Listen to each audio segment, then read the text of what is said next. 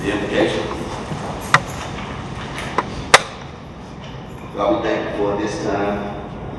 Thank you for allowing us to come together to handle the business of the city. Continue to give us fresh insight, help us to make the right decision, be beneficial. In Jesus' name we pray. Amen. Amen.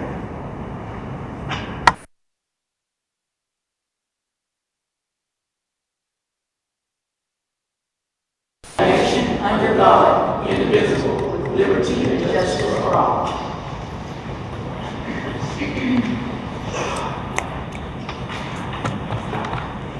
We don't have a copy of minutes from our special board meeting, from our regular board meeting in September. I have a motion to accept those. Make a motion that we accept the minutes from the previous meeting. Have a second. As they were. The move and second to accept our minutes. All in favor? Opposed? Motion carries. Now we have a presentation, Dr. Wilbur Andrews, Cultural Response Network, Learning Network, about vocational training program and facility. Mr. Andrews, you come.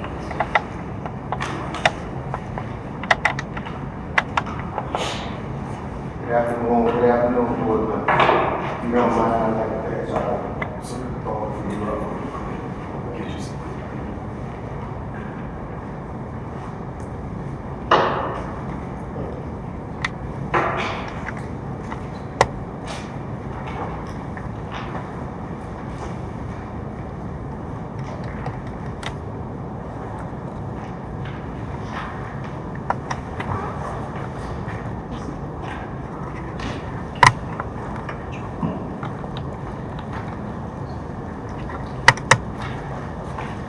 Good afternoon, board members. My name is Dr. Wilbur Andrews Jr. I'm an educator of 28 years. Began my teaching career at Port Arthur, ISD, Henderson Middle School. I'm getting towards the twilight of my career, and Mr. Getwood, he was one of my principals who used to give me a chance and inspire me to become a doctor also. Either way, I'm looking at the issue in the community right now that we're dealing with. And it seems to me right now that we're dealing with an unemployment rate that we're trying to work on, as well as we want to work on graduation rate. We want to have these children around here at the next level as far as taking advantage of the economic opportunities that we have in the world. For years, even when I was working in Port Arthur ISD, with industry around the area, we know that there's millions of dollars and billions of dollars trickling through Port Arthur. And you know what? The people of Port Arthur really never get a chance to take advantage of it. I wish to eradicate that problem. I want to help become a problem solver. I want to go ahead and add to the economic development of the city. What made me attack that problem, if you read it and you want to know about the Cultural Response Network, it's a non-profit organization designed by myself and a couple of partners. And the object is not to do it. The object of the cultural response, or the purpose of it, the mission of it, to fill in those learning gaps as far as building the people in the community. It doesn't have to be a high school dropout. It doesn't have to be a student that, how can you say trouble? It could be any adult that need the educational background to secure a job and secure economic foundation and basis in this area. Take advantage of interest in the area. That's why we're here. That's the purpose. I'm not sure. For example, we have a client that had not finished their high school diploma. Guess what? We're there to help educate them in GED, job training, vocational skills. So, in other words, we're not there to compete with Lamar University. We're not there to compete with a lot of the companies. We're there to become a partner, be a partnership with those companies that can provide opportunities for all of the clients out there. And we do understand that a lot of clients out there are part of the unemployment rate, which the area has improved over the last year. done the research, it was 10.3%, we were the highest in the state. The area with unemployment right now, we're down to 6.7, whatever that is, but we still have a large area with the school district with, what is it, 85% graduation rate, which is not where it needs to be. So, we want to be gap fillers, and we want to be people to help close the gaps. That's the purpose of our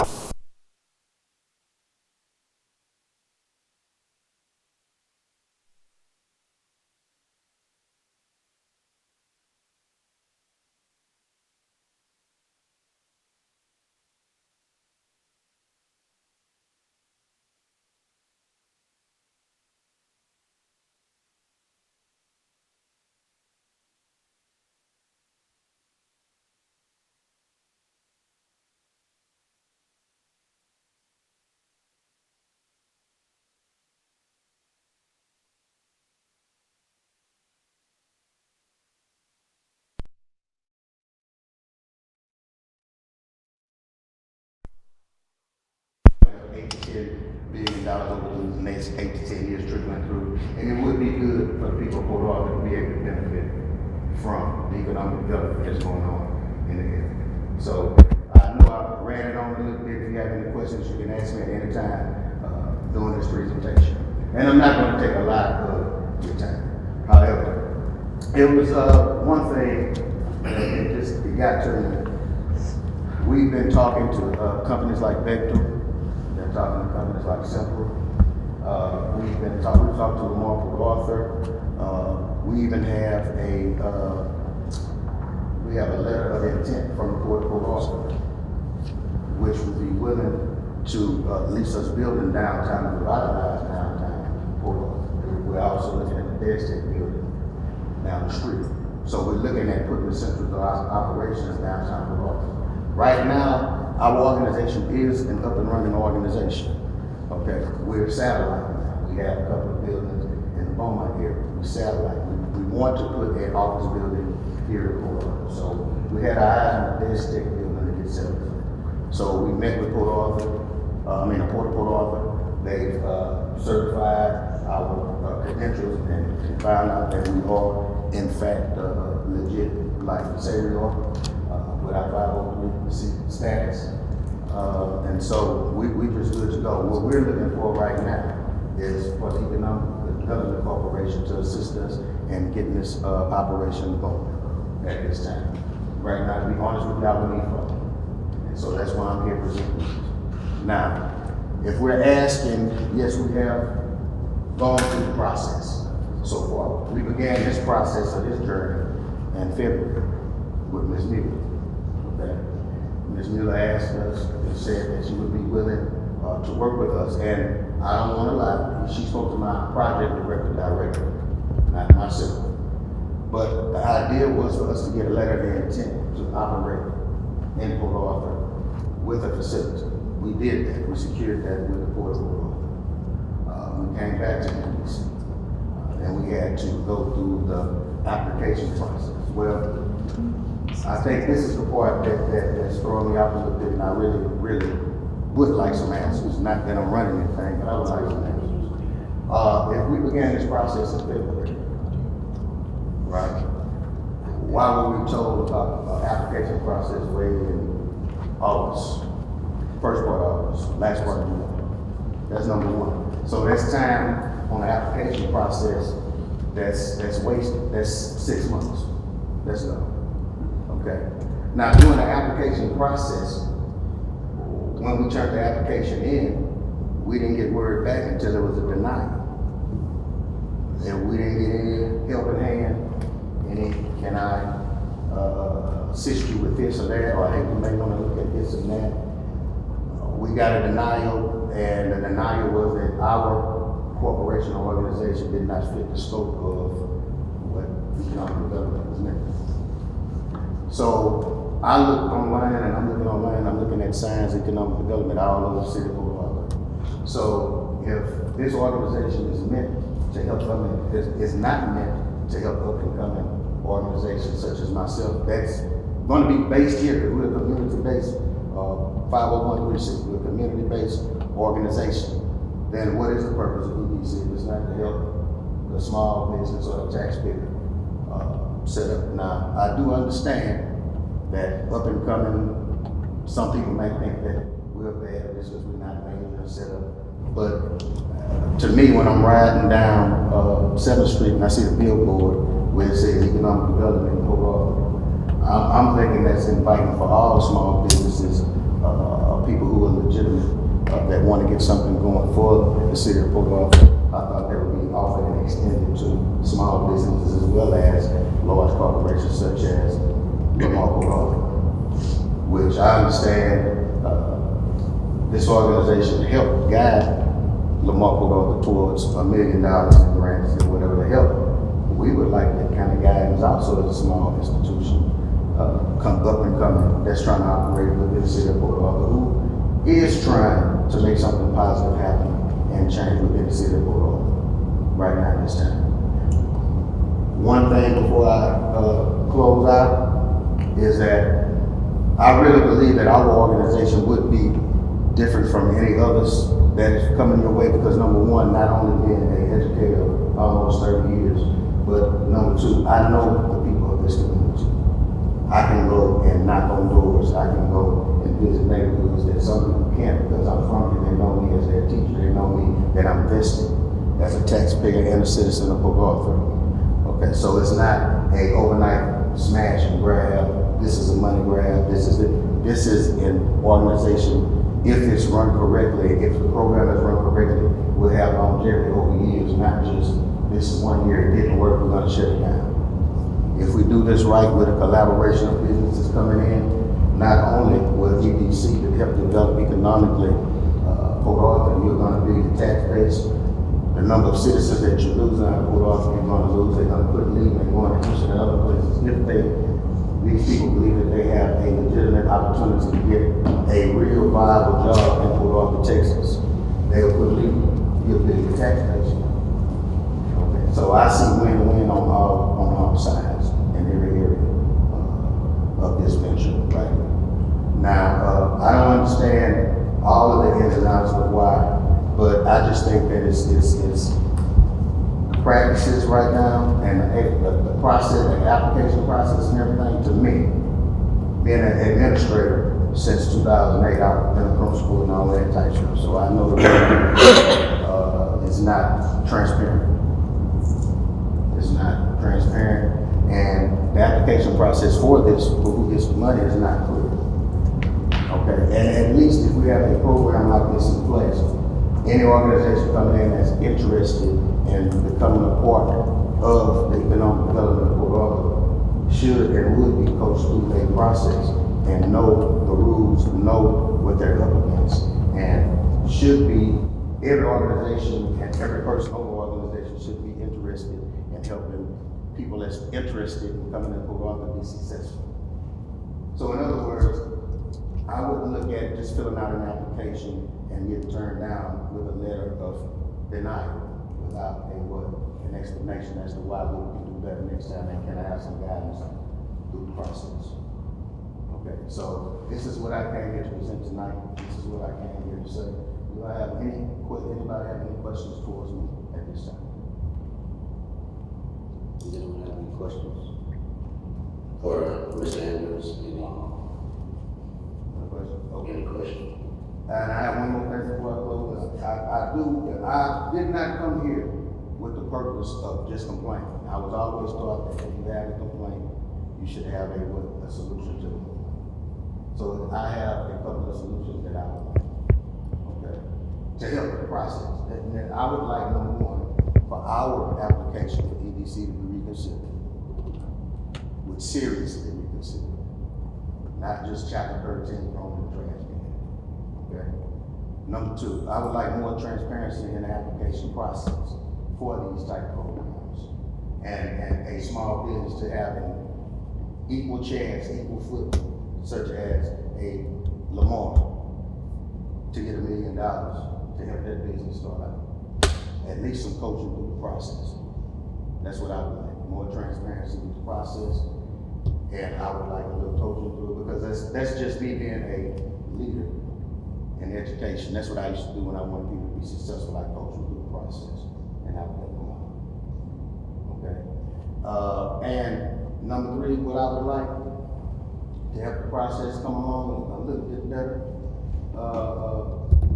I would like a little bit more openness during the process, a little bit more coaching through the process, and to let people know exactly, you know, what they need to do to be successful in the process.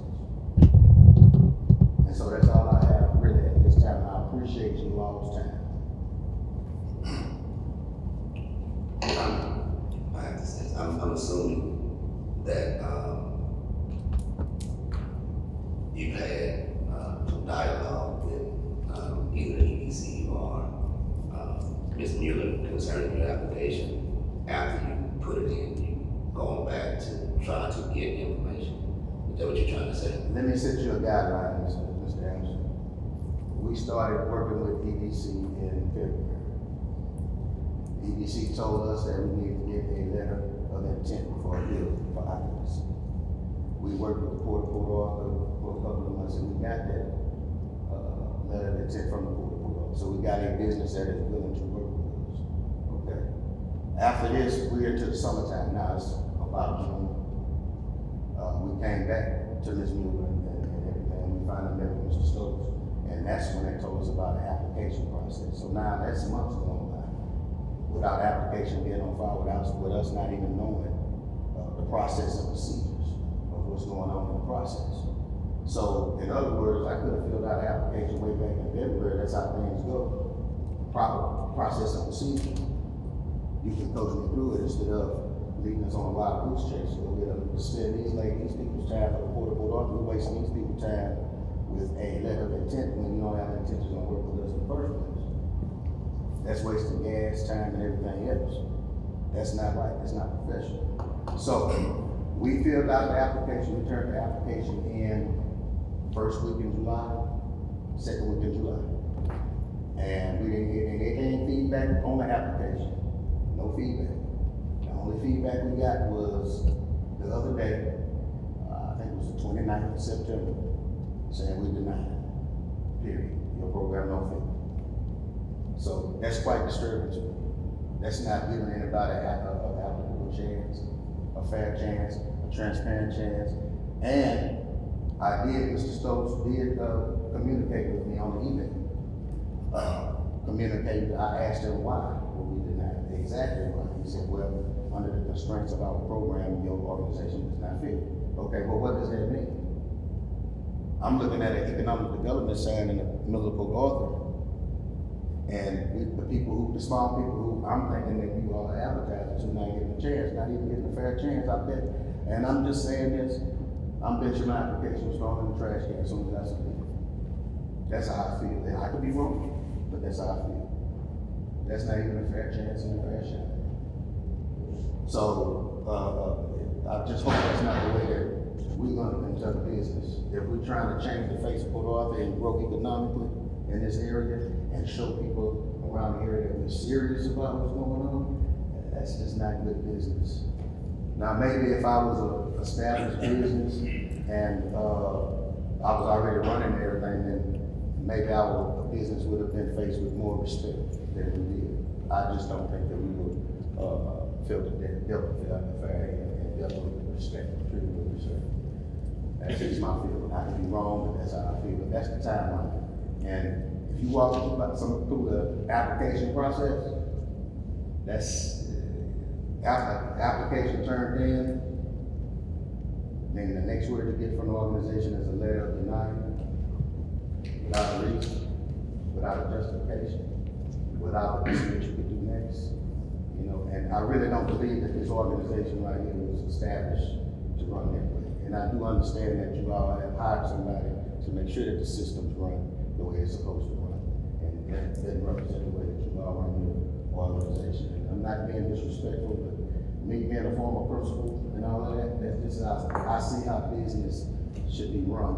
And it just aggravates me, excuse my mouth, I see you looking at me, I'm holding on to it. It just aggravates me that we try to teach our children in this world and our adolescents to act with honor and code that we don't conduct at the same time.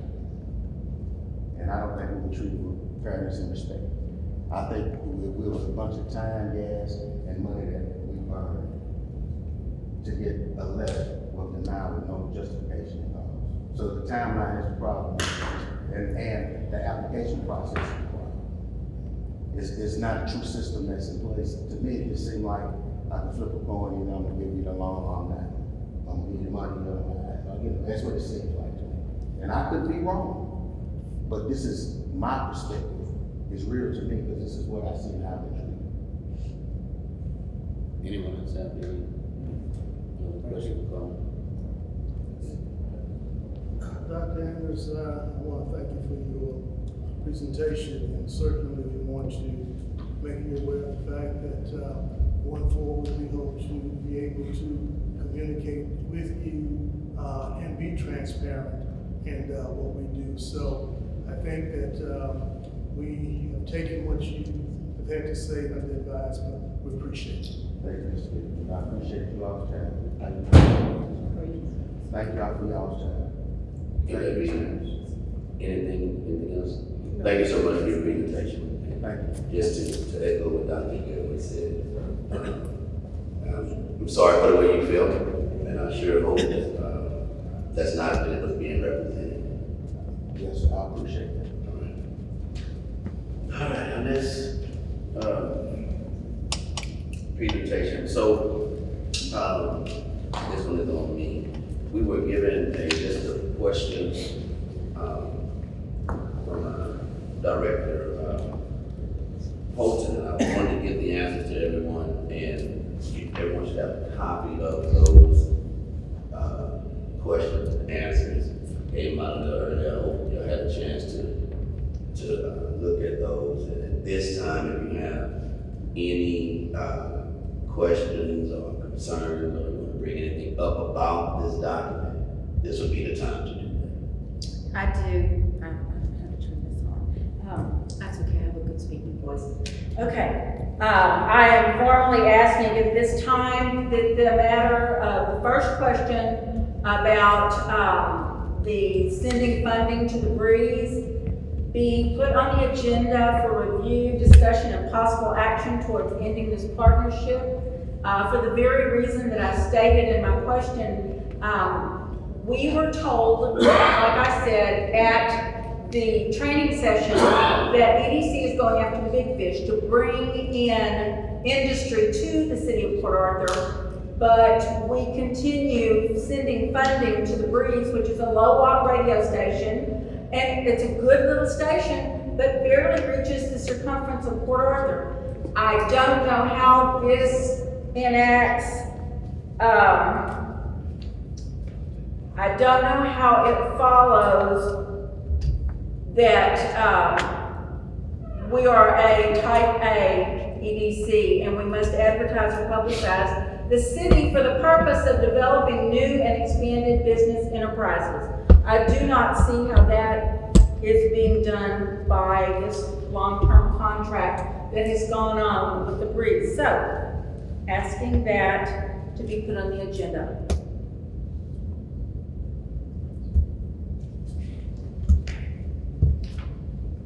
Anyone else have anything?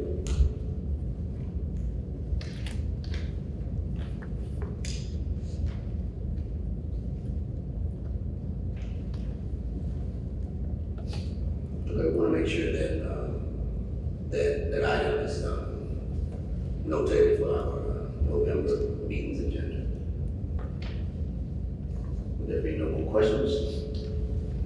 Thank you for your participation, and we'll move to our CEO's report.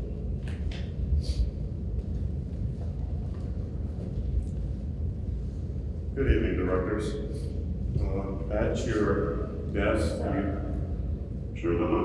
at your desk, you should have a copy of my report highlighting September, October activities.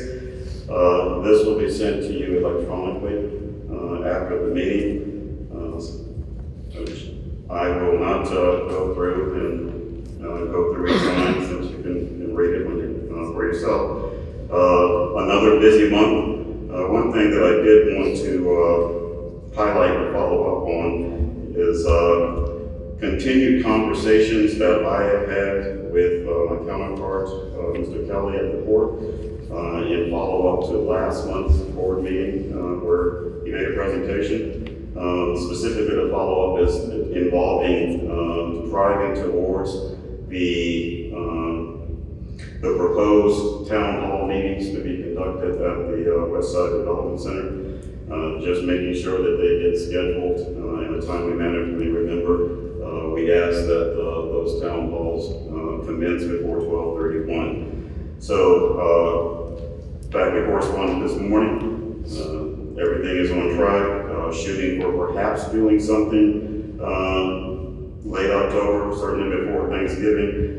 Function of them pulling together all of the designs that they want to put up at the town hall so that participants and attendees can get a full idea of what is planned with that overpass. So we'll continue to work with them on that and keep you updated. The other thing that I wanted to highlight from the report is that going back to the August board retreat, request was made that the board wanted to initiate having quarterly joint meetings with the city council. I mentioned to you last month that I had alerted the mayor and city council to that request. Fast forward to this month, just spoke with Mayor Barty on Thursday, and he's sent out a note of inquiry to the city council, to his colleagues to get some suggested dates. Once those dates are available, then certainly we'll share that with the board on a goal of trying to pull as many folks together. He understands it needs to be in the evening because most of you will have something going on, obviously. So shooting for that, my best guess is I put in the report probably the latter part of this month to kick things off.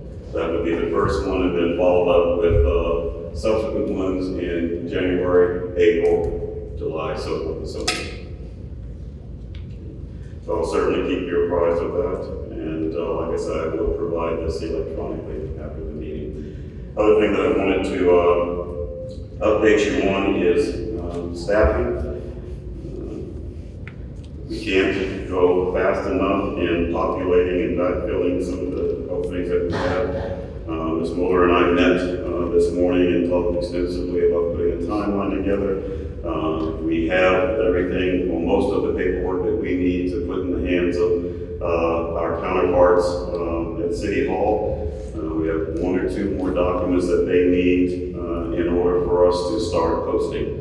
But we are going to continue to move with all deliberate speed. I made you all well aware of the holes that we had, and of course, as I mentioned to you, losing our both our workshop and workforce and marketing person simultaneously with roughly 24 hours advance notice. This set things back, there's no way of putting it. We had lots of plans. We didn't expect this, they didn't expect it, but it is what it is, and all we can do is move forward as fast as humanly possible so that all of the projects that we had on the board that we've talked about over the last several months, most notably overhaul of all of our branding and marketing and social media and website. Obviously delayed by losing that person, but we're going to move as fast as we possibly can to get backfilled and get back up to full force as quickly as we can. And I will continue to keep you posted. And if you don't want to wait 30 days to an update, you always can reach out to me. I'll tell you where things stand.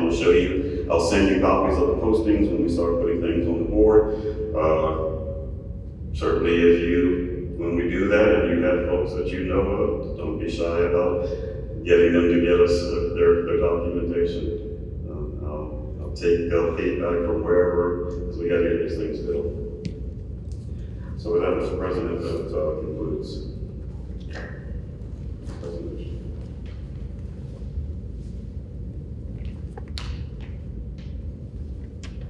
Thank you. Thank you, Mr. Stokes, for the report. We will now move to our consent agenda items. We have one consent agenda item That is to review, discuss the possible action regarding renewal of the technical assistance agreement with the Grow America, formerly of the National Development Council. May I have a motion, please? So moved. May I have a second? Second. It's been moved and seconded to approve the renewal of this contract. All in favor? Opposed? Motion carries.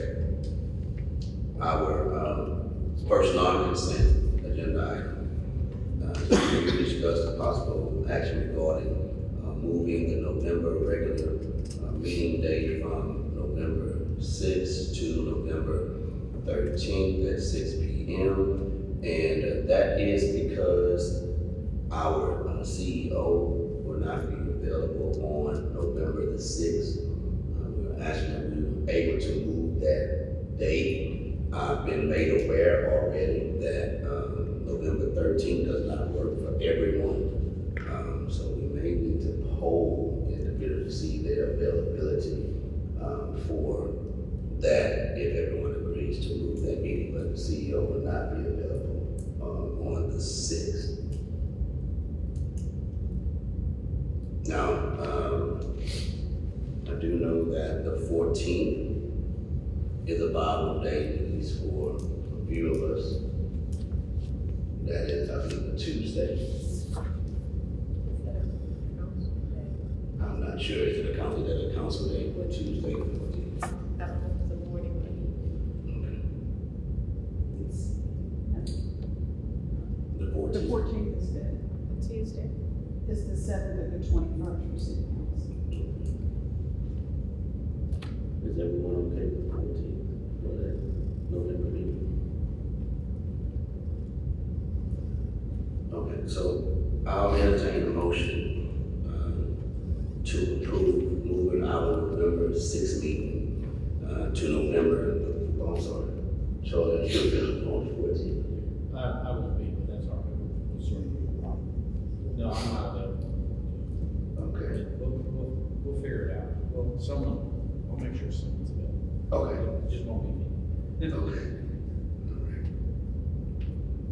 Again, so I'll entertain a motion to accept moving our November 6th meeting to November the 14th at 6 p.m. Have a motion? Second, please. Second. Okay, been moved and seconded, we move our November meeting to the 14th. All in favor? Aye. Opposed? Motion carries. All right, agenda item number 2, to review, discuss the possible action regarding the travel request of PAEDC CEO to attend the TEDC 2023 annual conference. May I have a motion, please? So moved. Have a second? Second. Thank you. It's been moved and seconded. Mr. Stokes? Yes, sir. The, should be in your background information about this annual conference. I mentioned to you last month that in addition to myself representing both the corporation as well as the great city of Port Arthur, I'm sorry, start over. You have in your packet the background in terms of projected costs of this conference. I mentioned last month, but let me reiterate. In addition to myself representing the corporation at this conference, as well as the great city of Port Arthur, we currently have, I believe it's 5 of members of city council that have registered to attend. So Port Arthur is going to be well represented at this particular event over the course of the 3 days. And by the way, as it says in my report to you, it isn't too late. If any of you that haven't already signed up would like to attend, it is budgeted for, and you're certainly welcome to come along.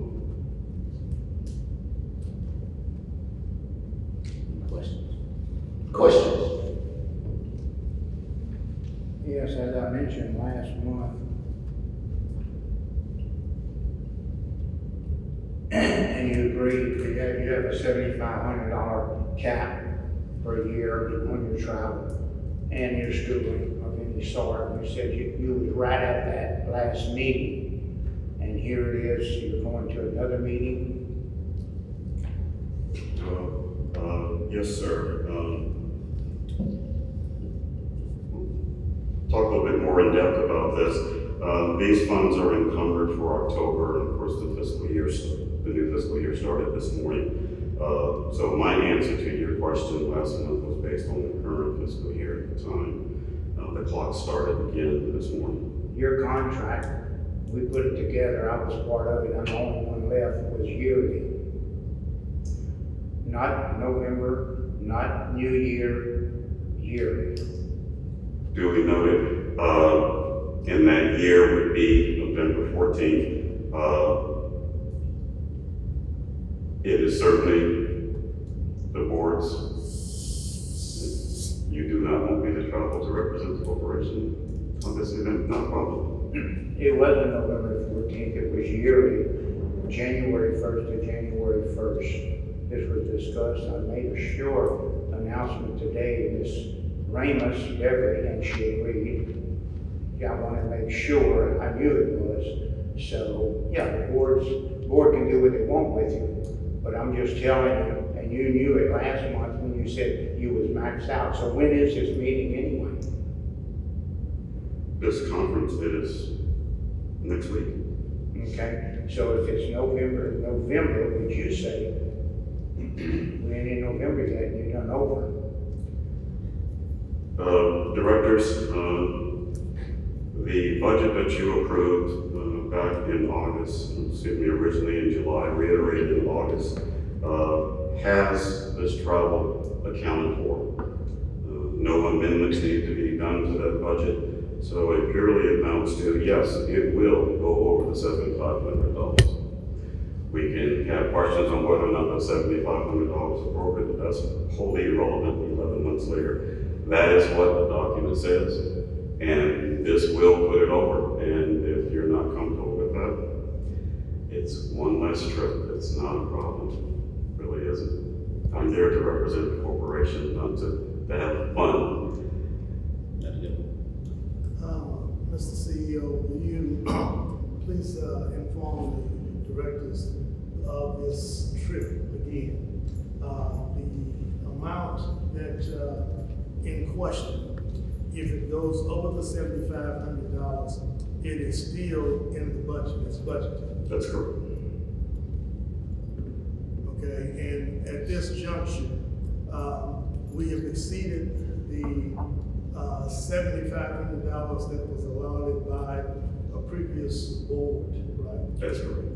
And this meeting will serve as professional development for you. As well as representing the corporation. Okay. And is there identified costs to the meeting? Just what's in the projections that are in your packet. Thank you.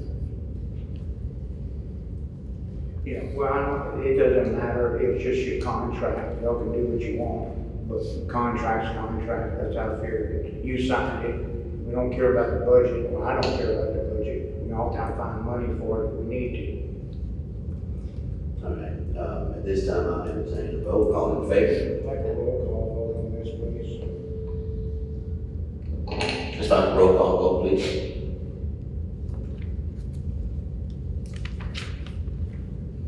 Harold Jacobs, I vote in favor. Jerry LaBelle, No. Jody Holton, I agree, in favor. you're in favor? Ingrid Holmes. Yes. Gerald Anderson, Yes. Melvin Catlett. Yes. Motion carries. Okay, at this time, we're going to move to closed session.